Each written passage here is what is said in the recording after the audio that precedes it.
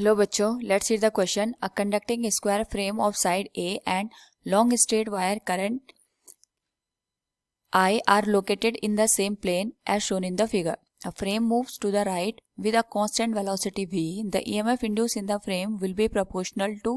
Here we have given four options. Now to answer this question, first we will discuss here the key concept, and here the key concept is motional EMF. तो जब भी हम बात करते हैं motional EMF की, it is produced when we keep a conducting wire in a magnetic field, और उस conducting wire को अगर हम उसी मैग्नेटिक फील्ड में v वेलोसिटी के साथ मूव करवाते हैं तो वहाँ पे हमारे पास मोशनल EMF जनरेट होता है.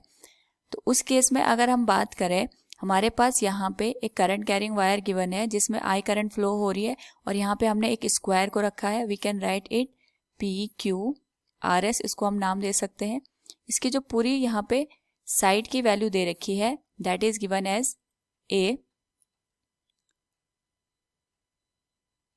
एंड वी नो दैट कि हमारे पास जो मोशनल EMF होता है, अगर हम उसके एक्सप्रेशन की बात करें mathematically, it is given as B into L into V. यहाँ पे B मैग्नेटिक फील्ड होता है, L हमारे पास length of the conducting wire होता है, एंड V इट्स वेलोसिटी. तो जहाँ पे हमने जो करंट कैरिंग वायर यूज करी है, इसकी वजह से यहाँ पे मैग्नेटिक फील्ड प्रोड्यूस होगा, and this magnetic field will link to the whole square plane.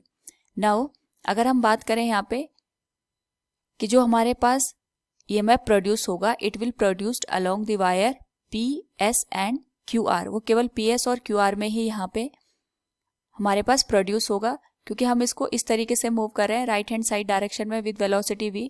And जो हमारे पास PQ एंड SR है, we can write it PQ and SR both are along the velocity. ये हमारे पास वेलोसिटी के along है, जिस वजह से यहाँ पे हमारे पास जो EMF की वैल्यू हो जाएगी 0. इनके अलोंग यहाँ पे हमारे पास कोई भी EMF प्रोड्यूस नहीं होगा.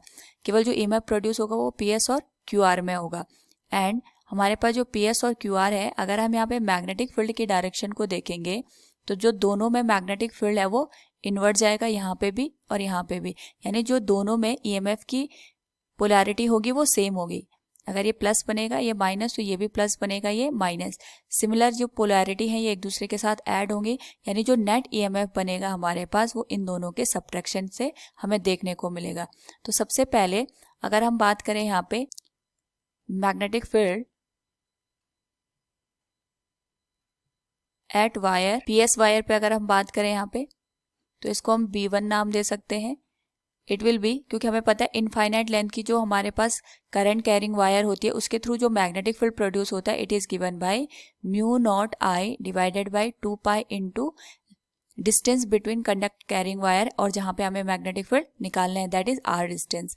तो यहाँ पे अगर हम डिस्टेंस की बात करेंगे, जो वायर है ये पूरी हमें यहाँ पे इनके बीच की जो डिस्टेंस दे रखी है, it is given as x. ये x डिस्टेंस है.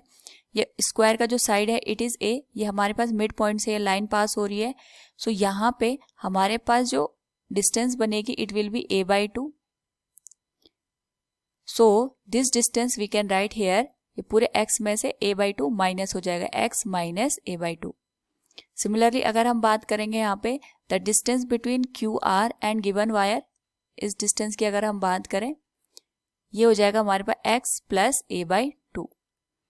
सो वी कैन राइट हेयर जो B1 की वैल्यू है μ0I डिवाइडेड बाय 2 पाई, और ये डिस्टेंस हो जाएगी x minus A/2.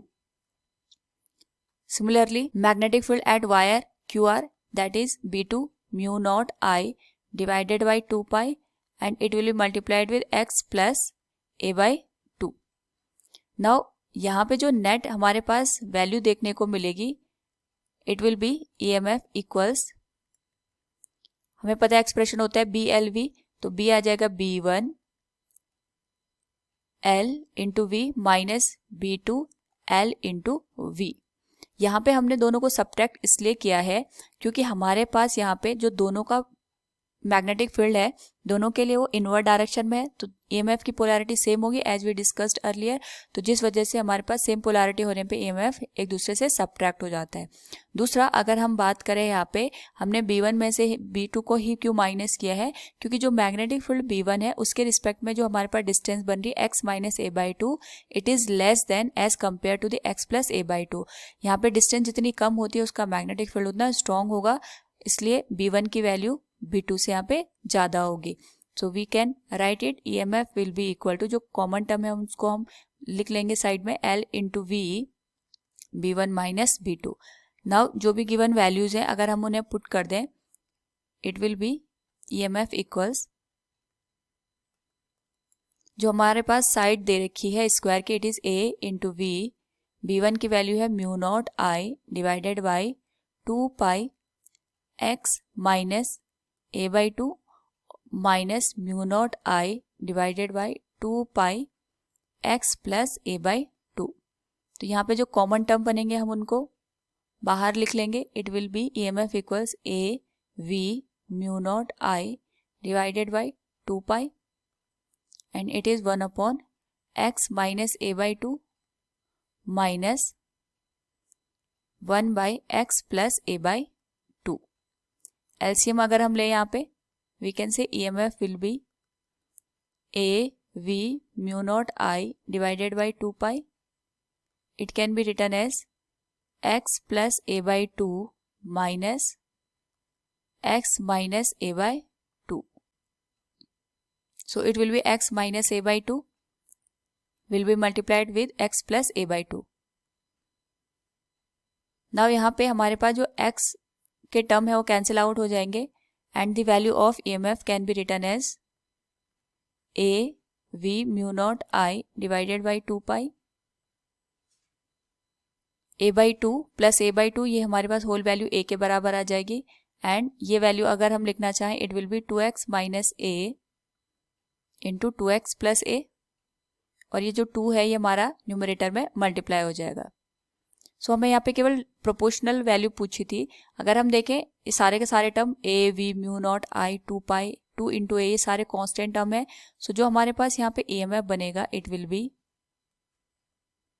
Proportional to the 1 upon 2x minus A into 2x plus A, ये इसके डायरेक्टली प्रोपोर्शन में आएगा। So from the given expression अगर हम देखें यहाँ पे, we can say here the EMF induced in the frame will be proportional to 1 upon 2x minus A into 2x plus A.